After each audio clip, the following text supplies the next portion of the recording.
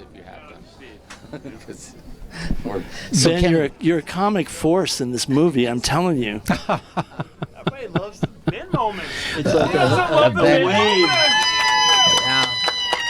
Oh, shut up. Can we just I even have said in my more critical moments that one of the more accurate things that Cameron got about me was the loudness of my shirts.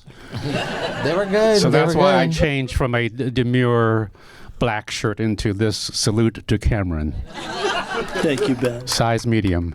Yeah. The shirt seared my memory in such beautiful ways. You have to be there. And Well, we're now 25 years later, right? Yep. The first thing that strikes me when I watch this film is the casting. And how did you do that? Because you're not just casting, you're casting for yourself as a young person. You're casting fictional characters and real life characters. How did that be like? And Billy Crudup was like, this is his first movie almost. You're kinda- reading my mind. Okay, I thought good. the same thing watching It was this. just weird to watch it now, right? Yeah. For that. I really want to hail Gail Levin, who was the casting director, and Okay. she's like a great partner of mine. And we wanted to make sure that every character had a story. Like Right. the movie could veer off with any one of these characters, and you wouldn't be disappointed. You know. And the one thing I want to say about Gail and the casting, and Billy Crudup came in with 6 weeks to go because Brad Pitt decided he couldn't play Russell. Oh, that's who it was? And we worked on it I'd for never months, heard and that. I think he had the courage of knowing that it wasn't really his part to play at that time. And Crudup stepped in and just crushes nailed it. it. Yeah, He nailed it. Right. Right. But I want to say that Gail Levin said one thing to me, and I'll be succinct. We searched for Lester Bangs forever. We read everybody, and It's such a huge character in the whole movie. it was really right? important. And the guy was a real person to me, and I knew him well. And she said to me throughout, she goes, "You're going to talk to everybody in town. You're going to end up with Philip Seymour Hoffman." And I said, "Well, I gotta know what it's like how Lester was this guy." And she's like, "Go ahead, talk to everybody. You're going to call Philip Seymour Hoffman." And I did talk to everyone, and I called Philip Seymour Hoffman, and he came in and destroyed it, and he is there for all time to see doing this part. Yeah. And just a quick thing, the "We Are the Uncool" scene that he kind of ends with in the movie, I always wrote as like a huge declaration of victory for the uncool people, and that he was yelling to the kid like, "We are uncool." And Phil Hoffman said to me on the day, what if we do this scene like we're the only two people awake in the world? And Wow. what do you say except yes? Yes. And that's what we have. Wow. So that's cast. That's cast. That was one, but Kate Hudson too. Yeah. Was she your choice? Your first choice in this? She was not the first choice, but destiny showed that she was the best choice. There was another actress who had been working in the version of the movie with Brad Pitt, and at one point she said she wanted to go off and do her own movies, maybe direct one day. The actress was Sarah Polley, and she's wonderful, and she was great as Penny Lane. But Kate Hudson, who was playing the role of Zooey Deschanel's part, Sister. Your sister. she had always said, one day you'll be cool so well that I didn't want her to give up that part. But of course, when Sarah Polley left, she stepped in and tried out Penny Lane, and we're like, destiny is our friend. This is Penny, because of her loyalty to the movie, for sticking with it for so long too. So we have other two big characters. Your mom. Yeah. Well, the mom of Yeah. Elaine Alice. Yeah. She kind of freaked me out, man. She freaked people out. It's true. Well, Frances was amazing. We sent her the script, and I wrote a note to her, said, "This is my love letter to music," and she wrote me back a note saying, "I'd like to be in your love letter." Wow, And sweet. that was a great day. Casting Ben now Casting Ben, was right. a special thing. And did you have any say in that? No. No, you were just saying. What's his name? But, my wife Yeah. told me that Terry Chen Terry from Chen. Canada, who Terrence, right. portrayed me. Right. We became friends, and he came to San Francisco on his way to Los Angeles to the set to study me, basically. Oh. And he let it be known that Cameron checked virtually every known Asian American male of a certain age range for the job, whoever heard about it came and auditioned for it. There are so few jobs for Asian American men at that time. Is that true?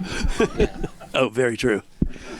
But you and you have great chemistry with all the guys that have played Ben. Like we had a musical version of Almost Right. Famous. They bonded with you. The Bens love you, and you give them like your time. You work with the Bens, and they Yeah. all come back going, "Oh man, We're forming Ben. a union, actually. Yeah. Get paid for I our love character. Ben. How are we going to do Ben?" I'm But like, hey, what about your own You're on your character? I don't want to be talking out of reform school, but I learned on the set that you had someone else in mind for William Miller.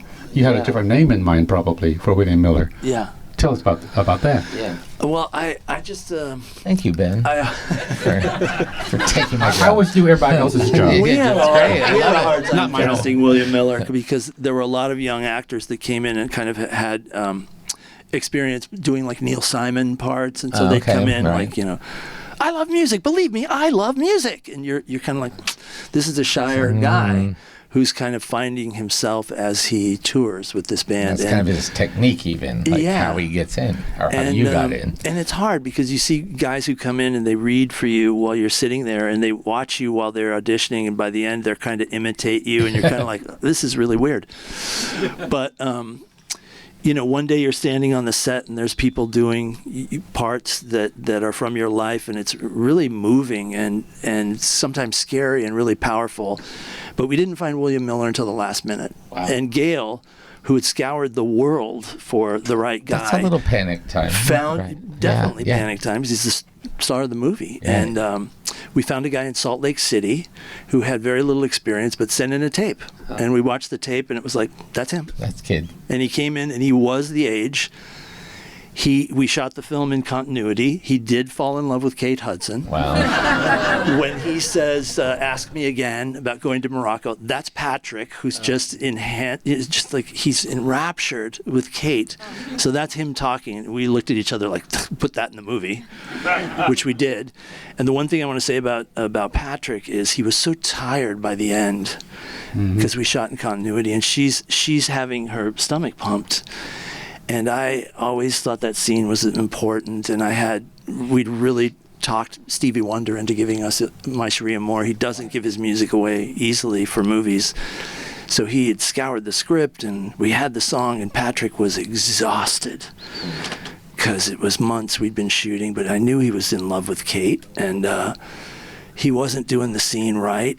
And I did that thing. Like somebody whispered in my ear, "You gotta do the thing." I'm like, "What's the thing?" Well, you gotta be tough. You gotta be the director who's tough.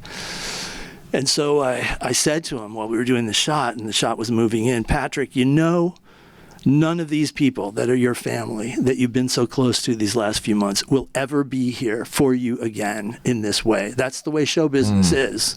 Yeah. And he kind of looked the way he looked. I'm so in love with her, and it's ending. And that's what's in the movie. Yeah. And as soon as it was cut, I was like, "I'm sorry, Patrick. I really didn't mean I'm going to be your friend for life." And I am. But yeah, that was the experience of that scene. And the cast that you get, who I think 17, something like 17, I that. think. Yeah. Did he have a big career after? He stayed in Salt Lake City. He's very selective. He appears in some things. He was in our movie We Bought a Zoo. Right. He's just a great guy. Yes. He's pure soul, and that's what you see in the movie. Yeah. He's got a great, his face and his eyes in particular We got are lucky. great. And Right. sometimes you don't get that lucky. So was this a hard movie to get done? I mean, you were coming in with Hollywood successes. You already were known, but now you're bringing in a project that's personal to you. Was that hard, or were they all waiting for it? I felt like if I ever had enough success, I would make this movie that was in my back pocket. Right. That was like my own little It story feels about like my that, family. right. So, Did you have to push hard, or was it kind of like they let you do what you They want? let me do it because Wow. DreamWorks was just starting, and David Geffen had started this company with Steven Spielberg and stuff. And the first day, because we were shooting in the same locations where everything happened, and where I met Lester Bangs and where I saw him in that radio station, we shot in the same places, really? Cool. you know. So on the Cool. first day, I was watching all this happen.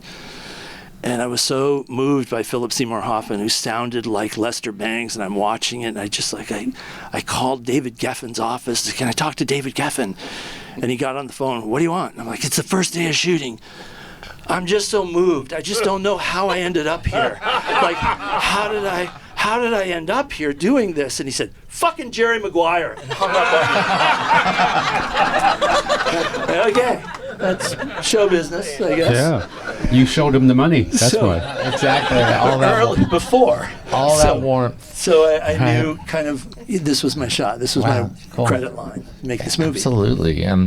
So I want to talk about your book for a second, and this is a weird way of flattery for you. So just hang with me for a second.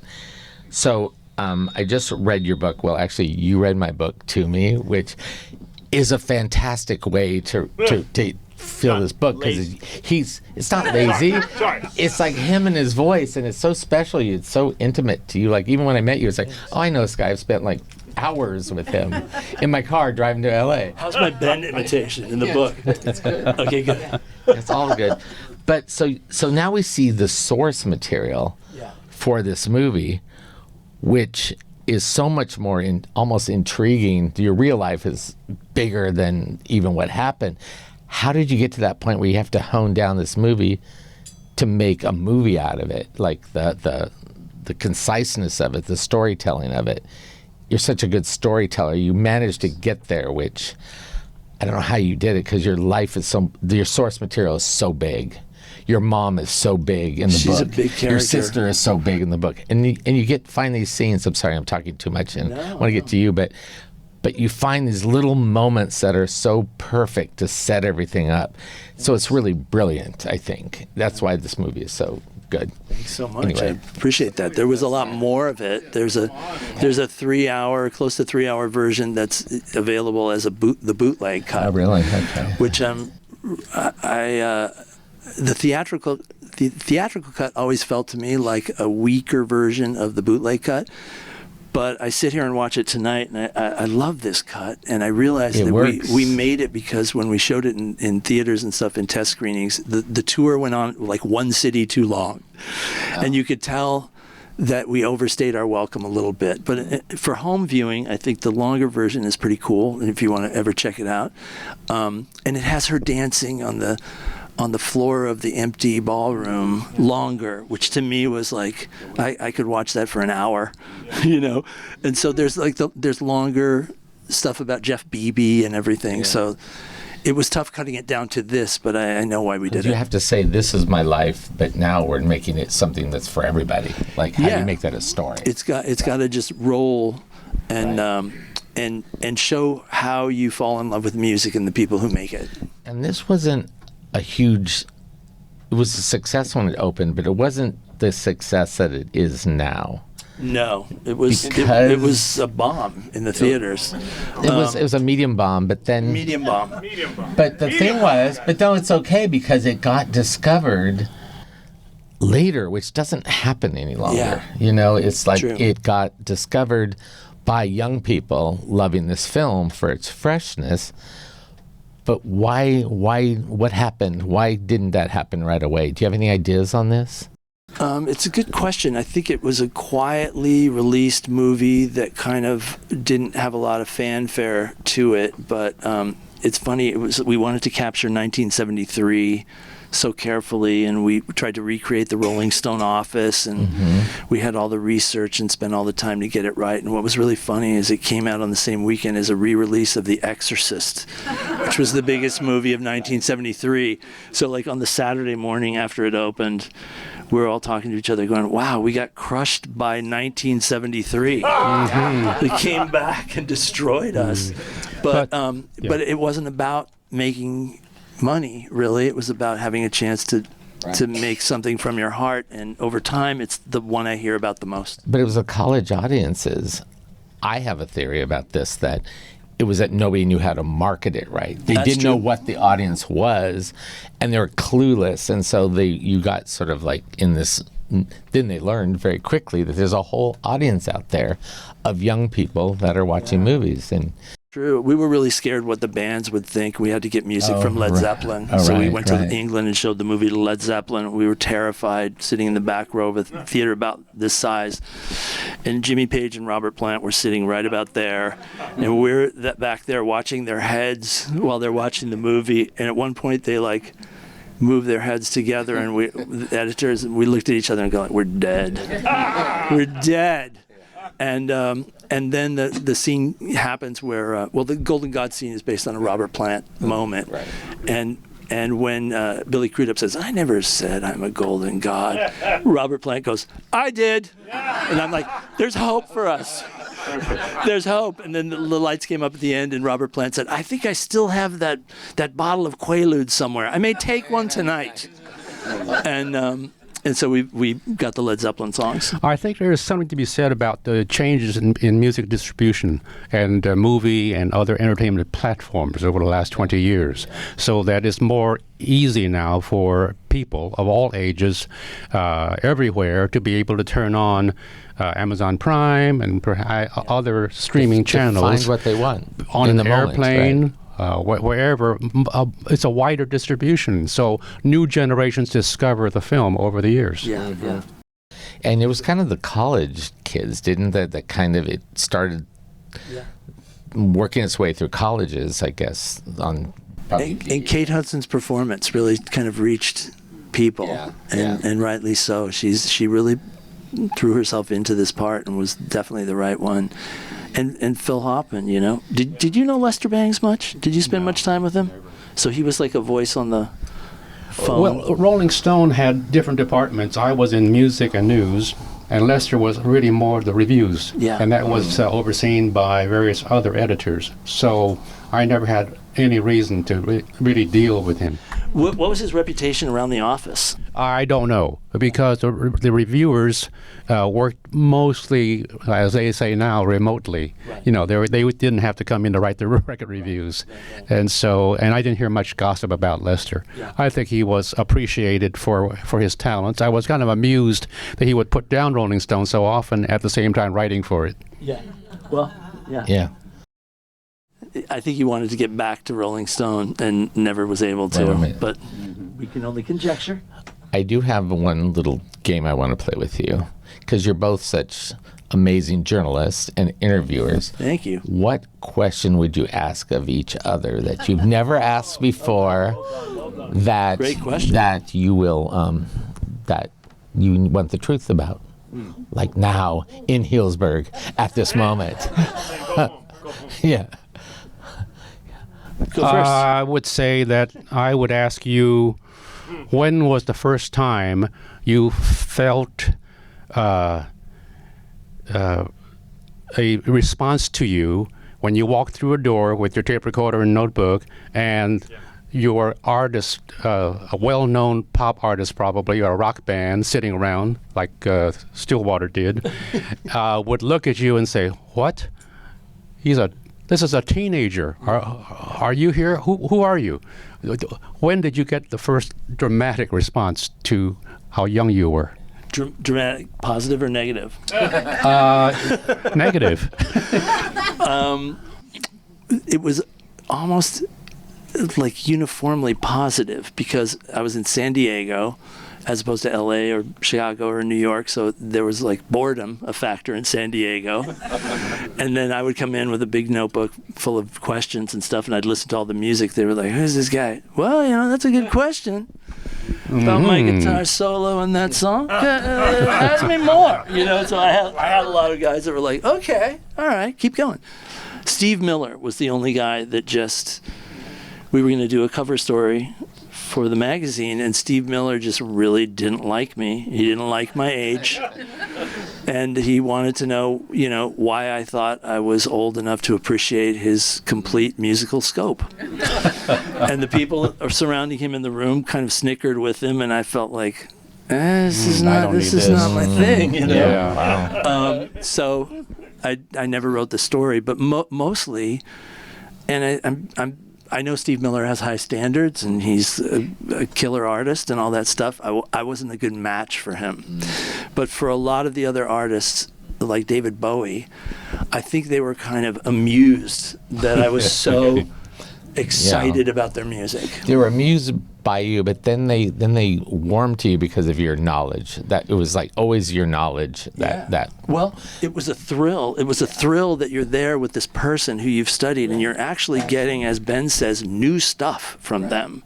They're not giving you the same rote stuff, you know. And Ben did an incredibly important interview with Marvin Gaye right after What's Going On. It's the only interview Marvin Gaye did where he just opened his soul and talked about this most important record.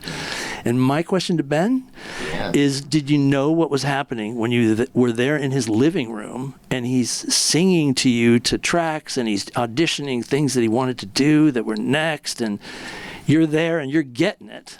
It was a shock to see him. In the first place, a shock because as a kid doing chores in our family restaurant, Marvin Gaye was part of our soundtrack along with the rest of Motown, and to now suddenly be at his mansion after What's Going On, and to meet the guy, and he's a mix of certainty and fear about what was coming next for him. Wow. And so he accepted credit for what's going on, but did not know what might be next, and then began to tell me that he was a big fan of standards, American standards, as well as R&B, soul, funk, all the rest of it. And he said, in fact, I tried to write a album for Sammy Davis Jr. recently, right after What's Going On. And I had heard that Sammy was coming to Motown. So I got all excited. Sammy's coming to Motown. And I heard that they wanted some music. So I got busy, and he wrote music. He composed the music. He hired arrangers and producers and studios, engineers, musicians, and put together a demo tape, and then learned that Sammy Davis had dropped his deal with Motown and gone to MGM Records instead. So he was stuck with $40,000 of music on tape. So, of course, he could use an audience for it. He said, "You want to hear some of the songs? Marvin Gaye performing for you in his living room? Unheard of music? Written for Sammy Davis Jr.? Yeah, man, I'd love to hear it." And so he performed 3 songs. And so that's what you heard when you were researching a potential special on Marvin Gaye. I was glad to let you hear it because I kept it secret about all these decades. Yeah. Oh, he's working hard. Yeah. To Let's give play it it right now. There's the DJ. There's the DJ. Yes. Those are the thrills, though. I mean, that's like trying to get something out of Stillwater is the same thing. And we are going to do some Q&As from the audience, but we're going into another little section here. I want to talk about you seeing this young kid and what did that feel like? How did that happen? I mean, you talked to him on the phone first, but what gave you the impulse to take a chance? Well, we've never really sorted out how we first met, but I believe that the one you wrote as a foreword to my compilation book, Not Fade Away, was probably correct. We met at a Rolling Stones concert at the Forum in Inglewood. That's right. And Cool Bobby Cowan, a publicist and a friend of yours who was almost like a mother mentor to you, brought you over to my section. You were in the kids section. Yeah. And she said, "You ought to meet, you want to meet Ben Fong-Torres." And so you came over. We shook hands. We said hi. You asked about writing for Rolling Stone. Yeah. I said, I'm sure I said, send me some pieces, and we'll go at it. And you sent me some very nice pieces from the San Diego Door, and very impressive. And I knew, of course, by sight that you were somewhere around 16, 17, maybe. So it wasn't like I was fooled on the phone by a kid lowering his voice. But close enough, that's how we met. The bottom line is you proved yourself with some sample work from the Door and other places probably.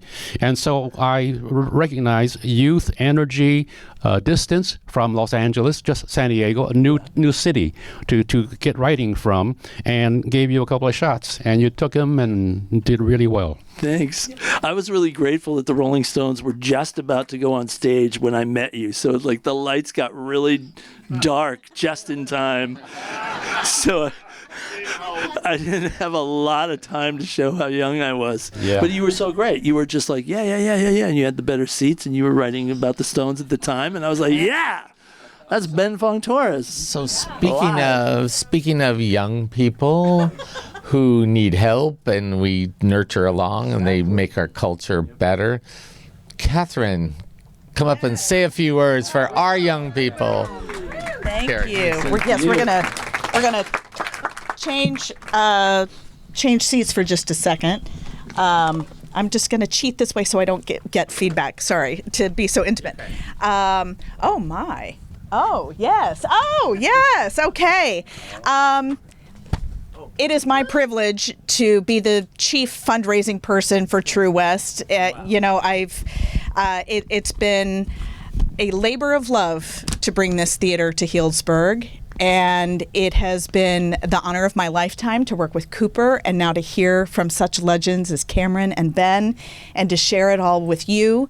And it's all in the mission of making sure the generation behind us has the very same opportunities that we have here today, and that they have the opportunity to learn how to tell stories and visual stories, which gives them agency as people.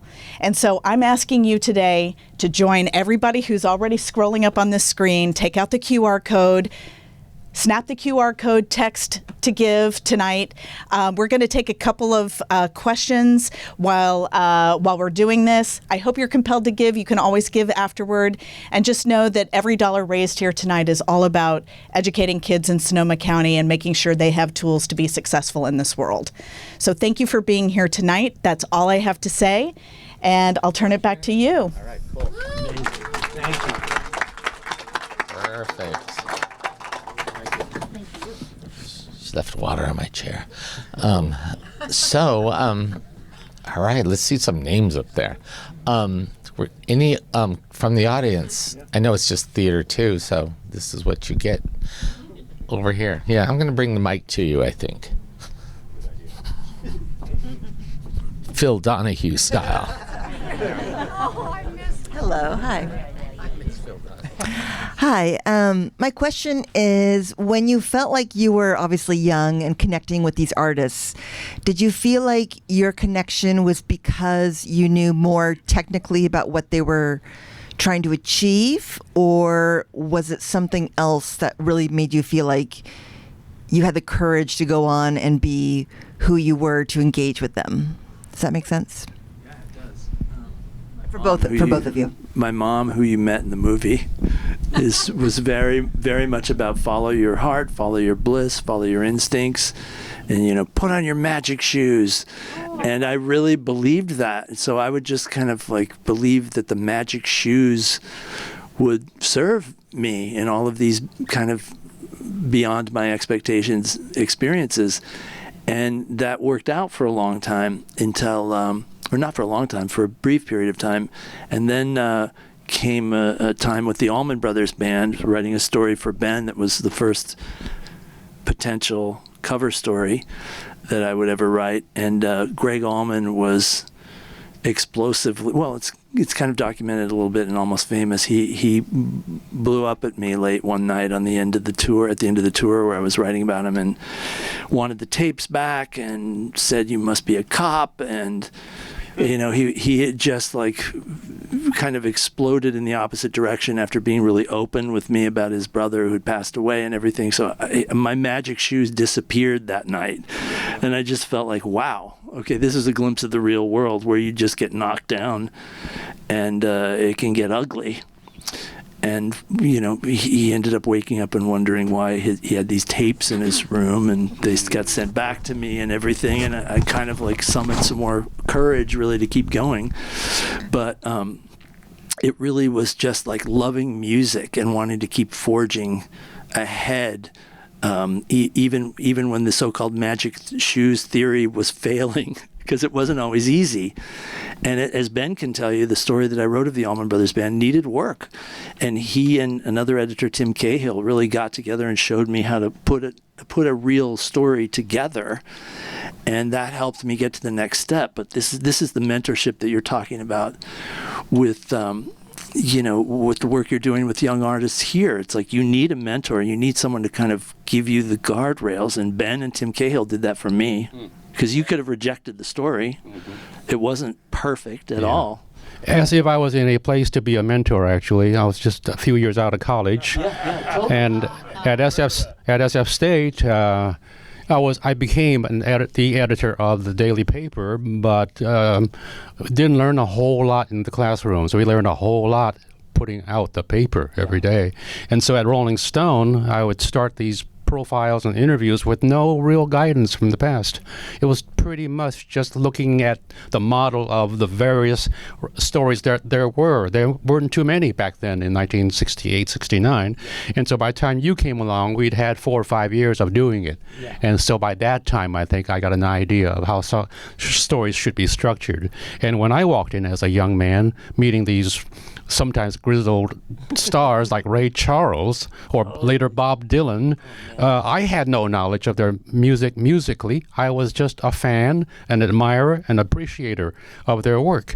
And the only responses I got that were sort of dramatic would be one member of Crosby, Stills, Nash, and Young turning to me on the street as we're walking toward the hotel, saying, I feel like I'm on a couch telling you all of my secrets. And that is in Almost Famous too. There's that feeling that if they're talking a little too much to you, knowing it's for Rolling Stone magazine and will be out in 2 weeks, you have to sort of wonder, why are you saying that to me? Because I'm going to write it down. I've got it on a recorder. So anyway, that's how it worked. It wasn't a lot of science there involved. You got to get out of the room quick when you've got those tapes with all the good stuff on them. We have a question right here. Oh, the guy that brought Cameron here is asking a question. Let's go. You've done some of my most favorite movies of all time, and what I find really interesting is that you weren't always as famous as you are now. And it seems like the writing, your book, your memoir, like all of a sudden you were on every talk show, everything, and it was always your stars that were famous. And what's it feel like now to be in front of the spotlight like you are? And is it satisfying to be that, or did you like when they were talking about Tom Cruise and not so much Cameron Crowe? Thanks for the question, Steve. It's really you're right on the money, because I think of myself as a guy in a room writing. So suddenly you wake up and Anderson Cooper is like 6 feet away from you, or a foot away from you, asking these questions. You're like, is this real? Is this why me? And then you realize you've written something that he wants to talk to you about, and you just kind of feel really good about it. Anderson Cooper was amazing to talk to, but I'm so much more comfortable on the other side of the microphone. So I never know how that is going to go. I just, at any given point, I'd want to be the interviewer. But when we put out the Uncool book, there were a lot of people that we went and talked to for the book on that tour, and they were such music lovers, like Stephen Colbert and people like that, who you're used to seeing in other contexts. He just loves Joni Mitchell. He just wanted to talk about Joni Mitchell. And suddenly he's in front of you really listening, and you're like, I was terrified of you a few minutes ago. This is really comfortable. Joni is blah, blah, blah, and it's just funny how that works out. Aren't you doing something a little Joni Mitchell? Yeah, in the Small World department, my first cover story ever for Rolling Stone, Joni Mitchell. Absolutely. In Laurel Canyon. I had never heard of that place before. And she was putting her second album out. And now here we are, these many years, from 1969 to wherever year we are now, 26, and you're making the biopic on Joni Mitchell. It's wild because Can we talk about that? I see a little bit. Okay. I see that we feature Blue at the beginning of the movie, and I'm like, yeah, that's my copy of Blue. Yeah. Those are my records at the beginning. But yeah, a few years ago, I was helping Joni Mitchell out on some archival music that she was putting out, and we were doing interviews about the music, and I was working on another project, and I kind of went to bed one night and my head was filled with some of the images that she had been talking about her childhood, because she was getting over an aneurysm, and they were so cinematic that I kind of woke up with a structure of what a movie would be about her life and her music. And I talked to her about it, and she said, "That sounds great. Let's do it. Let's talk weekly, and let's really talk about my life, and whatever you want to ask me, I'll answer, and let's go there." And so I think this year we'll be able to shoot that movie. Wow. Yeah. We're excited. And That's going to be amazing. I hope it kind of digs deeper than the kind of superficial dusting of a career that you get in a lot of biopics, because with her involvement, she's been there to just say, well, here's how it really felt to write Woodstock. When they told you couldn't go after you'd been booked on the show, you have to stay home because you're on a TV show that's going to keep you from getting back in time. So like you have to stay home and not go to Woodstock, and she stayed home and wrote Woodstock. So you ask her like, okay, Joni, what was that like? And she will tell you. Yeah. You know, and it's not like anything you've read in any journalism before. So you kind of keep going in that direction. Like, let's go deeper. We're excited. But as I was watching the movie tonight, I felt really confident about bringing to Healdsburg that movie when it's ready. Yes. We're here. Whenever. And Ben, you know, you wrote the first cover story on Joni, so, you know, let's be here. I think you'll like it. I think we're wrapping it up. Okay. So, no more questions. Are we good to go? All right. What? Do you want one question? Do you want a question? I have a question. Yeah. Speaking of music, and in a film all about music, I was wondering if you would say something. I would think it would have been very hard to choose what the soundtrack would be, what the songs were that you were going to feature. And the first that I noticed were 2 Elton John songs. Yeah. But anyway, I was wondering if you would talk about choosing the music and whether it was hard and what the thinking was. Thank you for that question. It's the most fun part of the process, because you get to program your own radio station. People are stuck listening to your music, so you get to choose the music. And Almost Famous is all my favorite music from the era. I was really lucky that everybody pretty much said yes, and Led Zeppelin said, don't use Stairway to Heaven, because too many people have heard Stairway to Heaven. But how about if we give you one song to replace Stairway to Heaven free, if you don't use Stairway to Heaven, and make it one of our acoustic-y songs, because we love that mode of Led Zeppelin, and that was Black Country Woman, which appears in the movie. But yeah, the bands were all really happy that the music was going to play through and not just be like something you hear when somebody opens up a car door and you hear it a little bit and the door shuts. It was like, really? It goes through 3 scenes? Yeah. Yes. So that was a great thing. Done, but special night. Special guest. Thank you, Cameron. Thank you, Ben. Thank you so much. Yeah, thank you. Means a lot that Ben was here. Yes, and, it does. You know. Thank you all very much. Ben's very sassy. He is sassy. He's been around. Yeah, he's good. He's good at that. So, Steve thank and you Art all. and everybody, and thank you for your questions. Sure. Amazing, Cooper. Yeah. Wait, we have something here. Yeah. 7 years ago in San Francisco, there was a special screening of Almost Famous at the Roxy Theater. And they invited Penny Lane, who was living in Portland, and me, who was living in Noe Valley, to come by and talk after the movie was shown. So they put together about a 10-poster run of this poster for Almost Famous, using none of the copyrighted material. Sorry. So great. I love it. It's beautiful, though. And now, finally, Cameron gets his copy. Nice. Thank you, Ben. Thanks, my man. And he signed it, you know? To be a fan, it's the greatest thing. Thanks for being here, thanks, you guys. Thanks, Thanks, everyone. Thanks all the other theaters out there. Thanks, Raven. Righty, Rudy. Great, man. Beautiful.